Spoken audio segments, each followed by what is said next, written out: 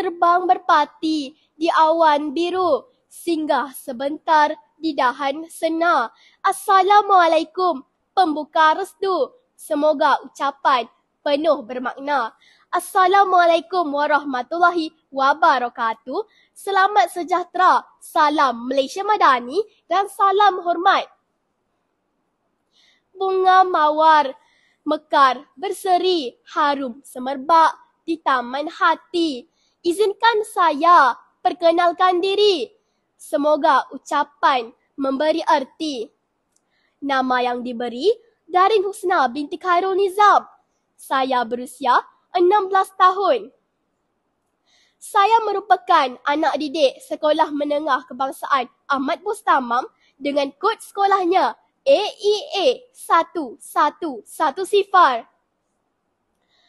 Saya merupakan pelajar yang amat gemar membaca. Pada pendapat saya, membaca bukanlah hanya sekadar hobi, tetapi adalah satu perjalanan ke dunia ilmu dan tempat meluaskan imajinasi saya. Pada hari ini, saya ingin berkongsi tentang sebuah novel kegemaran saya, iaitu novel yang berjudul Aku Mahu Banglo Pink. Novel ini telah ditulis oleh penulis tanah air kita yang terkenal, iaitu Ain Maisarah, dan telah berganding bahu bersama Alam Anwar untuk menyiapkan novel ini. Novel ini telah diterbitkan oleh Blinks Book Sendirian Berhad dan mempunyai sebanyak 258 muka surat.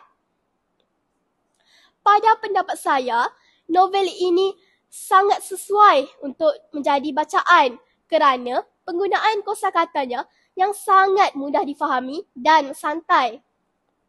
Novel ini berharga sebanyak RM17 di Semenanjung Malaysia, manakala Sabah dan Sarawak pula berharga RM19.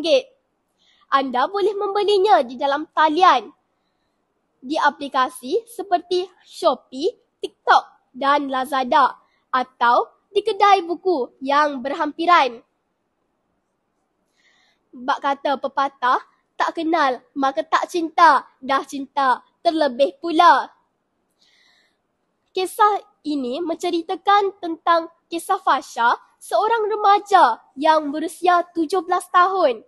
Fasha sangat obses dengan warna merah jambu dan impian terbesarnya adalah untuk memiliki sebuah banglo berwarna merah jambu sebagai simbol kejayaan, kekayaan dan kehebatan dirinya. Namun, di sebalik impian yang suci murni itu, terdapat pelbagai halangan yang terpaksa dilaluinya. Sebagai contoh, Seri dan bapanya terpaksa berpindah keluar banglo tersebut kerana ketamakan dan kepentingan diri Fasha. Disebabkan hal tersebut, Seri dan Fasha selalu berbalah dan bertengkar. Dan pada akhirnya, Seri dan bapanya mendapat kembali banglo tersebut dengan bantuan bapa Fasha, iaitu Tan Sri Hisham.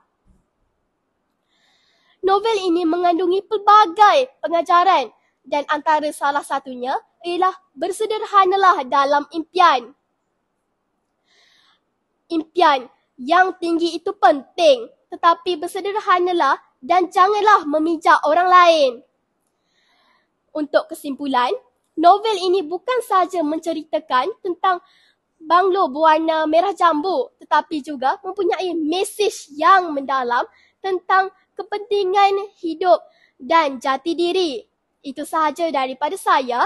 Saya mengakhiri ucapan ini dengan lafaz wabillahi taufiq wa hidayah. Wassalamualaikum warahmatullahi wabarakatuh. Sekian, terima kasih.